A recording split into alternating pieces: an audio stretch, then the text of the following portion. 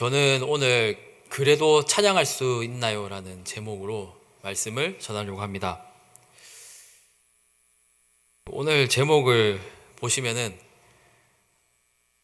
그래도 찬양을 할 수 있냐고 이야기를 하고 있습니다. 저희가 항상 기뻐하라, 쉬지 않고 기도하라, 범사에 감사하라 이렇게 이야기를 합니다. 실제로 그 말씀에 있는 내용이고요.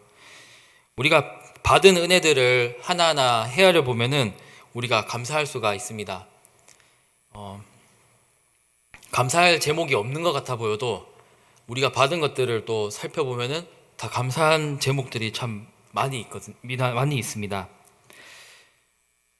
물론 우리가 실제로도 막 잘 풀리면은 저절로 감사가 막 입에서 나오겠죠. 막 너무 일하는 것마다 다 잘 되고 막 돈도 많이 벌고 막 부자고 막 그러면은 저절로 하나님께 막 감사하게 되는 그런 마음이 절로 들 것입니다. 예. 근데 우리가 막상 살아가다 보면은 늘 좋은 일만 있는 것이 아니고 또 우리가 마음 먹었던 대로 일이 잘 풀리지 않는 경우들이 굉장히 많고, 그리고 우리가 원하던 거에 비하면 우리의 능력이나 그런 것들이 훨씬 못 미쳐가지고 그걸 원하던 것들을 얻지 못하거나 하는 일들이 상당히 많이 있습니다. 우리가 원하던 대로 잘 일이 안 풀릴 때가 있는 것이죠. 그거에 더 심해져서 우리가 어려운 일까지 처하게 된다면은 그때에도 또 우리가 하나님께 감사의 제목을 올려드릴 수 있는지에 대해서 또 의구심이 들 수밖에 없을 것입니다. 우리는 그때에도 그래도 찬양을 올려드릴 수 있을까요? 예. 그래서 오늘 제가 설교 제목을 그렇게 또 정한 게 있습니다. 그렇게 정한 이유이기도 합니다. 그래도 찬양을 할 수 있나요? 라는 것입니다. 제가 오늘 읽어본 구절은 사도행전 16장 말씀인데요. 바울과 실라가 마게도냐 지방에 선교하러 가는 장면입니다. 그래서 사도행전 16장 9절을 보시면은 이렇게 나오는데요.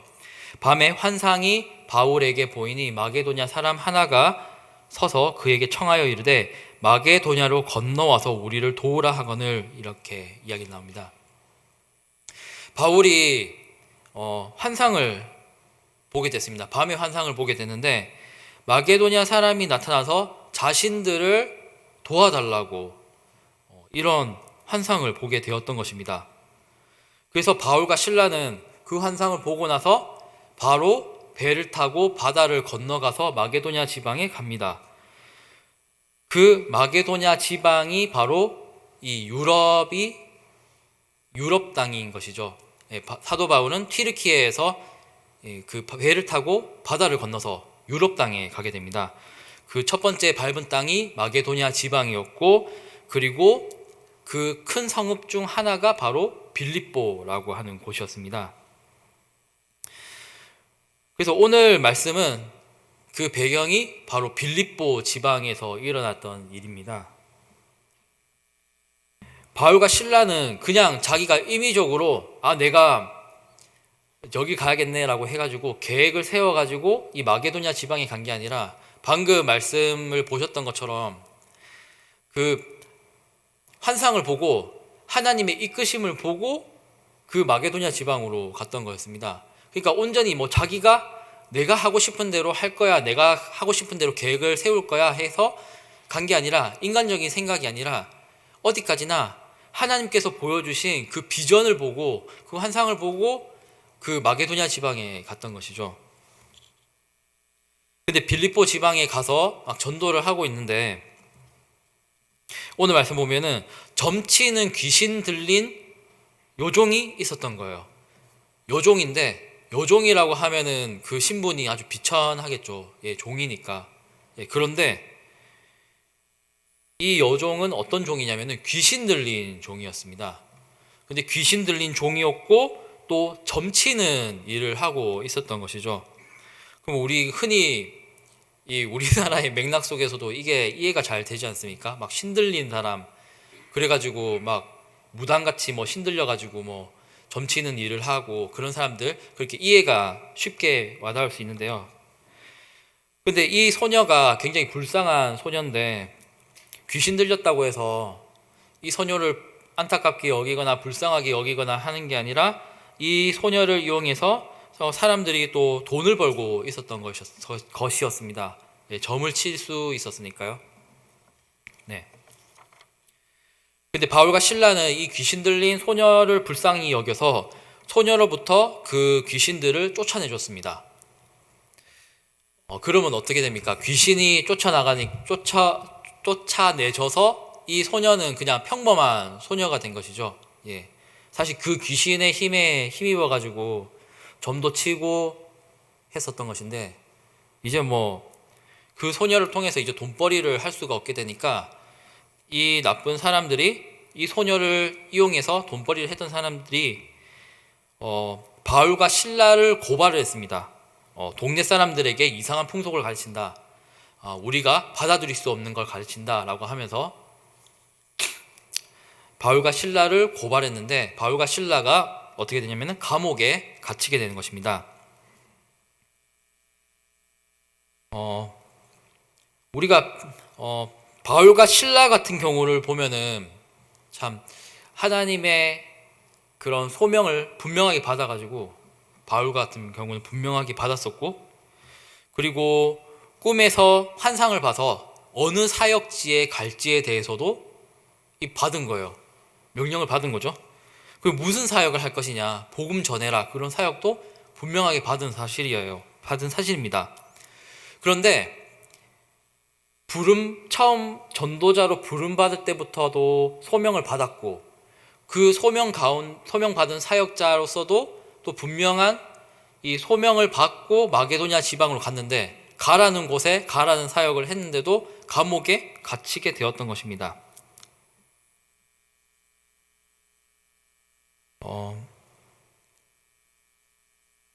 근데 좋은 일을 했음에도 불구하고 이런 안 좋은 결과가 오게 되었던 것이죠.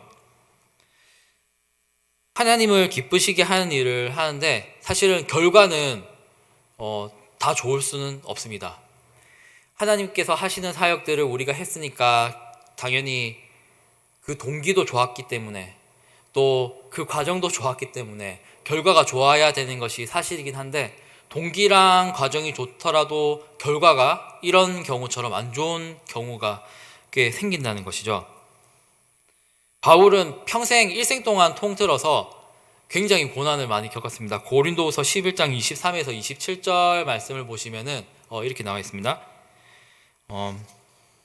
유대인들에게 40에서 하나 감한 매를 5번 맞았으며 3번 태장으로 맞고 1번 돌로 맞고 3번 파선하고 일주야를 깊은 바다에서 지냈으며 여러 번 여행하면서 강의 위험과 강도의 위험과 동족의 위험과 시내의 위험과 광야의 위험과 바다의 위험과 거짓 형제 중의 위험을 당하고, 또 수고하며 애쓰고 여러 번 자지 못하고 줄이며 목마르고 여러 번 굶고 춥고 헐벗었노라.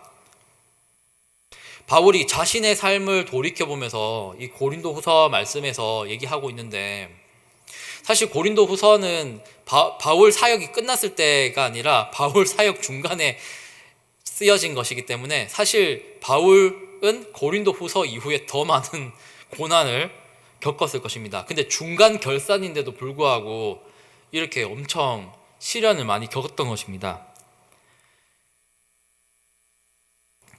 바울의 사역들, 또 하나님을 위해서 했던 사역들은 이 일을 방해하려고 하는 여러 악한 세력들에 의해서 잘 해결되지 못하였던 부분들이 굉장히 많았다는 것입니다. 그리고 오늘날에도 이것은 여전히 해당되는 일입니다. 저는 지하철에서 노방전도를 하시는 분을 만났었습니다. 그분이 막 노방전도를 지하철 내에서 하니까 지하철에 사람들이 다 앉아있는데 막 전도를 하시는 거였습니다.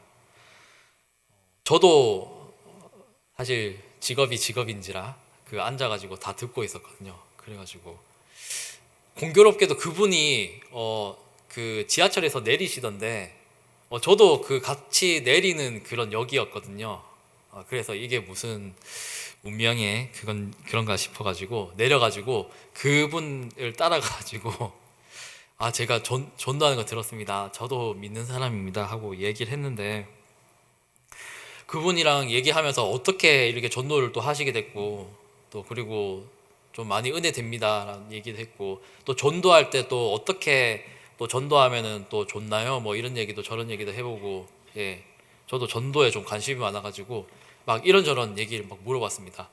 사실 저는 그분처럼 용기가 없어서 지하철에서는 못하고 그래서 얘기를 나눠봤는데 그분이 또 목사님이셨어요. 예 그래가지고 얘기 들어봤는데 그 전도하는 과정 중에 어려운 일이 없었느냐고 하니까 어려운 일이 있었다고 얘기를 했었습니다.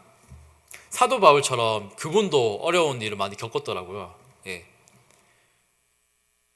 막 지하철에서 전도하는데 누가 도시철도공사에 전화로 신고를 해가지고 예, 전도하다 쫓겨나가기도 하고 그리고 욕을 하시는 분도 있었다고 그래요. 예, 복음 전했는데 좋은 거 줬는데 욕을 하고 예.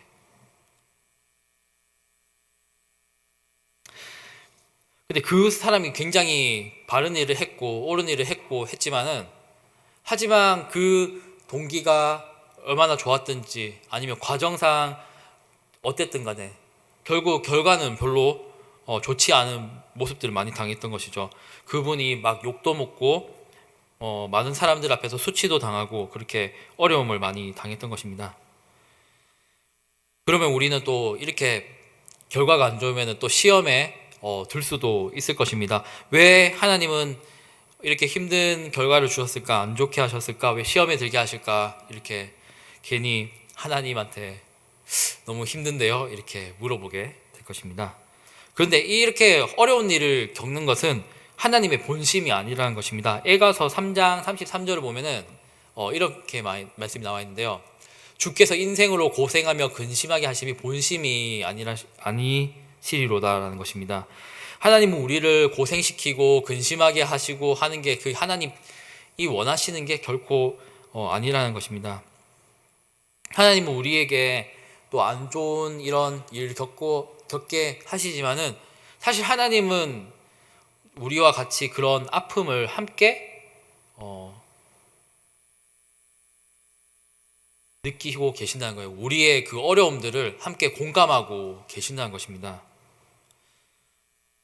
사탄을 비롯하여서 그런 악한 세력들이 우리를 실족하게 하고 또 우리 스스로도 그 악한 죄성들이 있습니다. 그래서 죄를 짓습니다.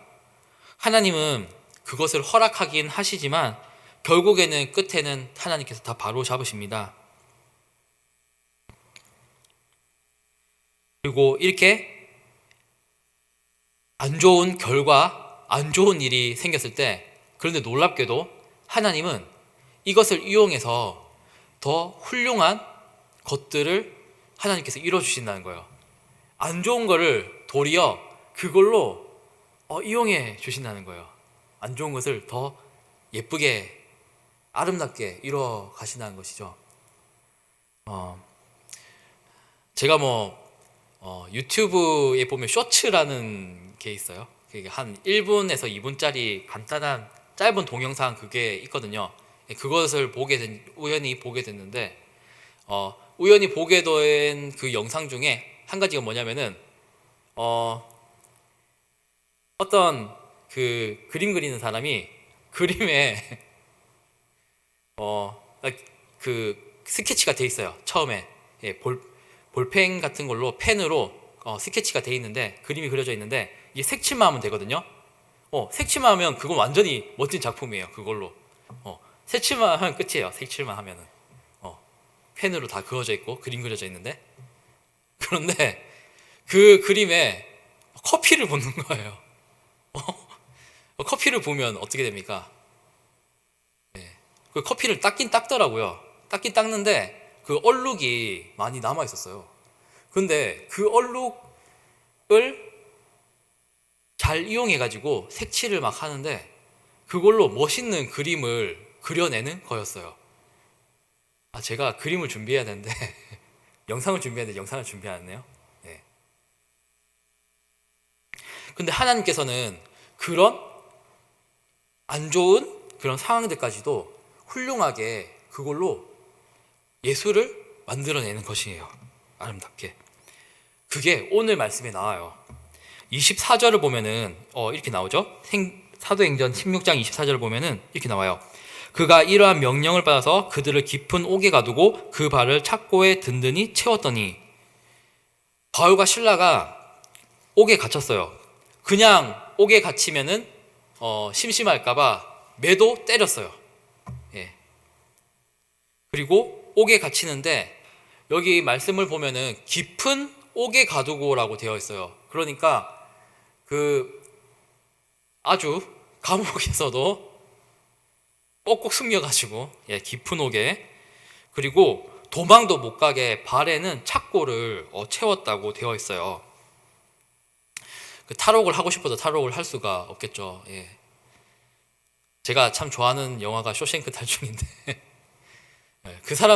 그 죄수는 발이 자유로워가지고 탈옥을 했지만, 근데 이 사람은 바울과 신라는 탈옥을 할 수가 없어요. 예. 발에 착고까지 채웠기 때문에 발이 이제 이동의 자유가 없는 것이죠. 도망칠 수가 없어요. 근데 저는 이 성경 구절을 읽으면서 한 가지 너무너무 와닿은 게 있었습니다. 그것은 뭐냐면은 바울과 신라가 갇혔는데 너는 징역 몇 년 땅땅땅 해가지고 그 징역을 사는 게 아니었다는 거였어요. 그냥 감옥에 갇혔다라고만 되어 있었습니다. 저는 이게 진짜 심대한 타격을 줬을 거다, 그런 생각이 들었어요. 왜냐하면은 우리가 기약이 없다, 언제 나갈지 모른다, 언제까지 감옥에 있을지 모른다라고 하는 거는 이것이 엄청나게 괴로운 일입니다. 그만큼 괴로운 일이 없어요. 왜 그런지 제가 이유를 알려드리면은, 제가 사진을 하나 준비했거든요. 사진 한번 보여주실까요? 이 사진이 무슨 사진일까요? 군인들이 지금 휴전선에 철조망을 이렇게 점검을 하고 있는 거거든요. 구멍 뚫린 게 있나 없나? 제가 이것을 했어요, 군대에서. 근데 재밌는 게 뭐냐면은 그 병사들이 그 철조망을 보면서 야, 며칠 남았네? 이렇게 얘기하는 거야. 며칠 남았네? 며칠 뒤면 나 가겠다, 이러는 거예요. 이거 왜 그러냐면은 저희 부대는 영내에 그 영문이라고 하죠. 그 부대에 출입할 수 있는 문이 있어요. 예. 그 문으로 사람들이 나가고 그 문으로 사람들이 전역을 하는 거예요. 예. 들어올 때도 그 문으로 전역을 하고 전입을 오고 전역할 때도 그 문으로 나가는 것이죠. 문이 하나밖에 없어요. 예. 근데 그 철조망 옆에 벽이 그 영문 옆으로 철조망이 있는데 그 철조망 옆으로 번호가 써져 있어요. 그래가지고 영문 기준으로 그 바로 붙어 있는 데부터 기둥에 1, 2, 3, 4, 5, 6, 7, 8 해가지고 쭉 있는 거예요. 근데 제가 이렇게 순찰을 같이 돌면은 영문까지 이렇게 한 바퀴를 쫙 도는 거거든요. 그러니까 점점 이렇게 카운트 다운이 되는 거예요. 100, 99, 98, 97, 96 해가지고 10, 9, 8, 7 이렇게 해가지고 3, 2, 1 하고 바로 그 문인 거예요. 제가 말씀드렸죠. 그 문으로 나가서 전역한다고. 그러니까 병사들이 나 오늘 며칠 남았다, 며칠 더 있으면 나간다, 며칠 더 있으면 나간다. 거기에 거기에 자꾸 눈이 가는 거예요. 며칠 있으면 나가지, 며칠 있으면 나가지. 그거를 두고 그 희망을 두면서 살아가는 거였어요. 근데 오늘 말씀을 보면은 사도 바울이 갇혔는데 몇 년 동안 있는지도 없고 그냥 기약 없이 감옥에 갇혔다는 거였습니다. 예. 그러면은 엄청 마음에 그 슬픔이 가득하겠죠. 언제 나가지? 예. 사실 군대가 감옥이랑 좀 비슷하거든요. 네. 감옥하고 굉장히 유사해요. 어떻게 보면은 표현이 이상한데 감옥하고 굉장히 유사한 부분이 많거든요. 자유를 억압한다는 측면에서 군대랑 감옥이랑 좀 유사한 점이 많습니다. 그래서 제가 이 말씀을 봤을 때 참 기약 없이 그냥 감옥에 가둬놨네? 이런 걸 보면서 얼마나 답답했을까. 언제 나갈지도 모르고 도와주는 사람도 없을 거고 뭐 변호사가 있는 것도 아니고 이런 생각이 드니까 진짜 바울과 실라가 처해 있는 그 상황이 진짜 막막하겠다라는 생각이 그때 들었던 거였어요. 그래가지고 내가 바울과 실라면 어떻게 하지? 살려주세요, 잘못했어요 하고 울 것 같은데 그런 얘기가 전혀 없었던 것이죠. 근데 바울과 실라가 어떤 일을 했는지 다음 말씀이 나오는데 25절을 보면은 이렇게 나옵니다. 한밤중에 바울과 실라가 기도하고 하나님을 찬송하며 죄수들이 듣더라 라고 되어 있었어요. 제가 말씀드렸죠. 제가 감옥에 들어갔으면 죄송해요, 잘못했어요, 보내주세요 막 이랬을 것 같은데 바울과 실라는 그렇게 하지 않고 뭘 했냐면은 첫 번째는 기도를 했습니다. 그리고 두 번째는 찬양을 했습니다. 저는 깜짝 놀랐습니다. 기도는 할 수 있어요. 살려주세요, 하나님 살려주세요. 근데 두 번째는 찬양을 했다는 거였어요. 저는 기도는 할 수 있지만은 찬양은 못할 것 같았거든요. 왜냐하면 기도는 정말로 힘들면은 누구든지 기도를 할 수 있어요. 도와주세요, 살려주세요, 힘들어요, 나가게 해주세요. 이거를 상황을 좋게 해달라고 기도는 누구든지 할 수 있는 거거든요. 근데 바울과 실라는 그 정도가 아니라 더 이 차원을 뛰어넘어가지고 찬양을 했다는 거였어요. 그래서 저는 이 사람들의 믿음은 진짜 대단하다, 그런 생각이 들었던 거였어요. 기도는 얼마든지 할 수 있는 거거든요. 힘드니까 이것 좀 바꿔달라고, 도와달라고, 그런 기도는 할 수 있는 건데 찬양 정도의 경지는 진짜 수준을 넘어선 거였거든요. 그래서 저는 깜짝 놀랐던 거였습니다. 이 사람들 어떻게 그 상황 가운데서도 기도하고 찬양할 수가 있었을까요? 왜냐하면은 바울과 실라가 하나님을 만났고 그리고 하나님을 신뢰하고 있었기 때문이었습니다. 하나님께서 살아계신다, 그것을 진짜 그 사람들이 실감하고 있었고 신뢰하고 있었기 때문에 그들은 이런 행동들을 할 수가 있었던 거였어요. 전능하신 분이 우리와 함께 계신다. 그렇기 때문에 자기가 처해 있는 상황을 보지 않았어요. 자기가 처해 있는 상황 때문에 낙담하지 않았고 자기가 처해 있는 상황 때문에 슬퍼하지 않았던 것입니다. 도리어 그들은 기도하고 찬양할 수가 있었던 것이죠. 저는 생각하기에 이 사람들이 기도를 했을 때 급박하게 살려주세요, 힘들어요 이렇게 애절한 기도를 한 게 아니라 도리어 하나님 나라를 위해서 이 사람들은 기도했을 거라고 생각해요. 오히려 하나님, 저희가 비록 갇혀있지만 주님, 저희가 언젠가는 나갈 수 있을지도 모릅니다. 설령 우리가 여기서 정말 죽게 될지언정 하나님께서는 계속해서 당신의 복음을 전 세계에 전파시킬 것입니다 라면서 믿음을 고백했을 거라고 저는 생각합니다. 현실은 누가 봐도 최악입니다. 감옥에 갇혀있고 발도 묶여있고 탈출도 할 수 없고 누구에게도 구해달라고도 할 수 없고 누가 언제 구해줄지도 모르고 언제 나갈 수 있을지도 모르고, 하지만 그런 상황을 이 사람들은 벌써 초월했다는 거예요.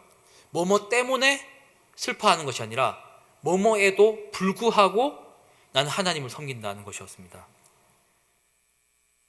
저는 이스라엘 신앙을 보면서 느낀 거는 뭐뭐 때문에 신앙이 아니라 뭐뭐에도 불구하고 라는 신앙이다 라는 것을 너무 많이 깨달았어요. 우리는 주변에 있는 너무 우리를 힘들게 만드는 너무 많은 상황들이 있어요. 사실 일 자체도 힘들 수 있지만은 사람이 더 우리를 힘들게 만들 때가 굉장히 많아요. 그 사람 때문에 힘들다. 사실 일도 힘들 수 있겠지만은 일보다 사람 때문에 더 힘든 일이 더 많거든요.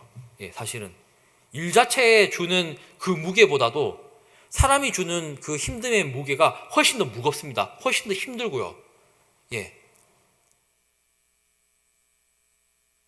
그런데 그런 상황 때문에 위축되는 것이 아니라 도리어 그럼에도 불구하고 하나님을 바라봤다는 거였습니다. 하나님께서 계신다. 하나님께서 살아계신다. 이것을 바라봤다는 것이죠. 우리는 어디에 시야를 두는 것이 굉장히 중요합니다.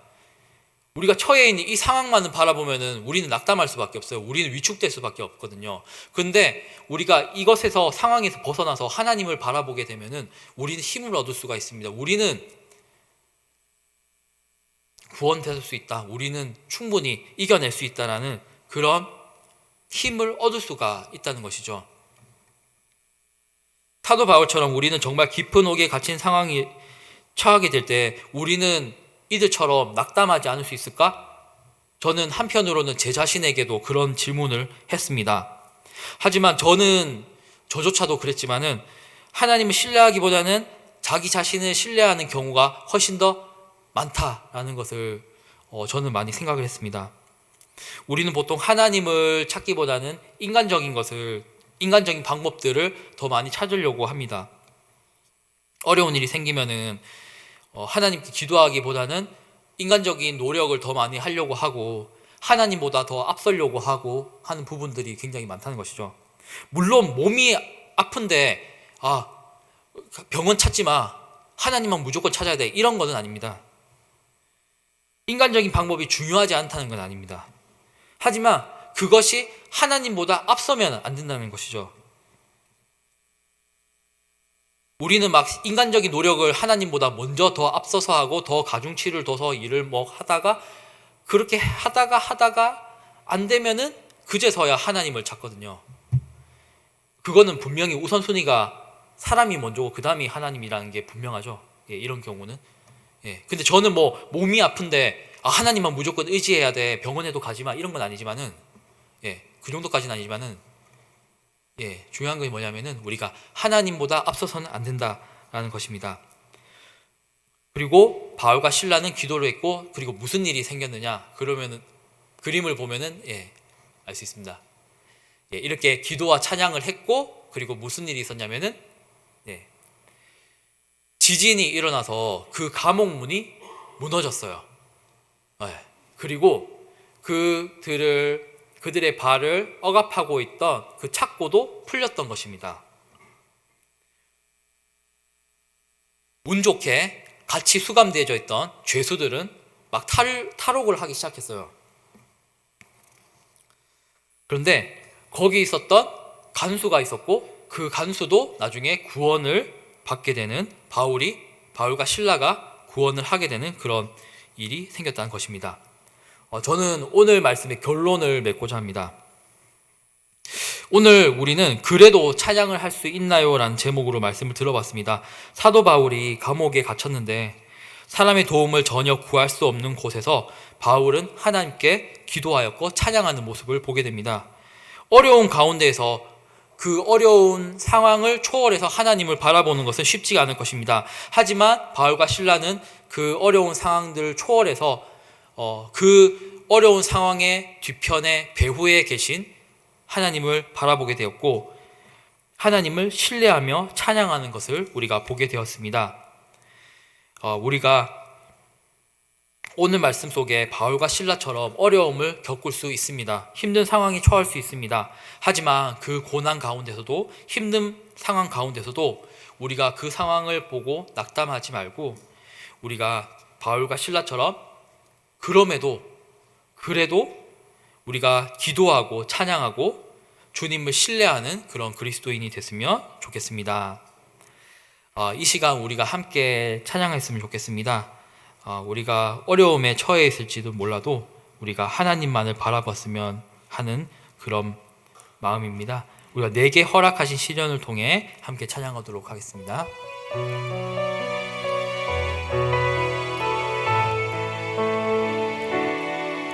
내게 허락하신 시련을 통해 나의 믿음 더욱 강하게 자라나고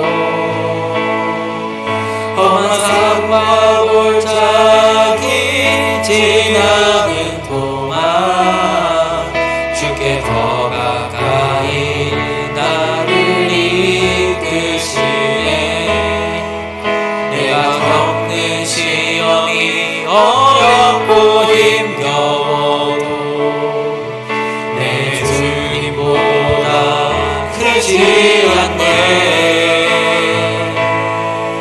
내 앞에 바다가 갈라지지 않으면 주가 나로 바다 위 걷게 하리. 나를 믿네. 주의 능력으로 내 삶 새롭게 되리. 나를 믿네. 주의 능력으로 담대히 나가리라. 주와 함께 싸워 승리하리라. 날마다 믿음으로 나 살아가리. 내게 허락하신 시련을 통해 나의 믿음 더욱 강하게 자라나고 험한 삶과 골짜기 지나는 동안 주께 더 가까이 나를 이끄시네. 내가 겪는 시련이 어렵고 힘겨워도 내 주님보다 크지 않네. 내 앞에 바다가 갈라지지 않으면 주가 나로 바다 위 걷게 하리. 나는 믿네. 주의 능력으로 내 삶 새롭게 되리. 나는 믿네. 주의 능력으로 담대히 나가리라. 주와 함께 싸워 승리하리라. 날마다 믿음으로 나 살아가리. 나를 믿네. 주의 능력으로 내 삶 새롭게 되리. 나를 믿네. 주의 능력으로 담대히 나가리라. 주와 함께 싸워 승리하리라. 날마다 믿음으로 나 살아가리. 오늘 설교 말씀을 놓고 함께 기도하기만 합니다. 첫 번째로, 깊은 옥에 갇혀서도 희망이 전혀 없는 가운데서도 찬양하였고 또 기도하였던 바울과 실라처럼 우리 역시도 어려움의 가운데서도 살아계신 하나님을 신뢰하게 하옵소서. 둘째로, 인간적인 방식이나 노력이 하나님을 신뢰하는 것보다, 하나님께 기도하는 것보다 앞서지 않게 하여 주옵소서.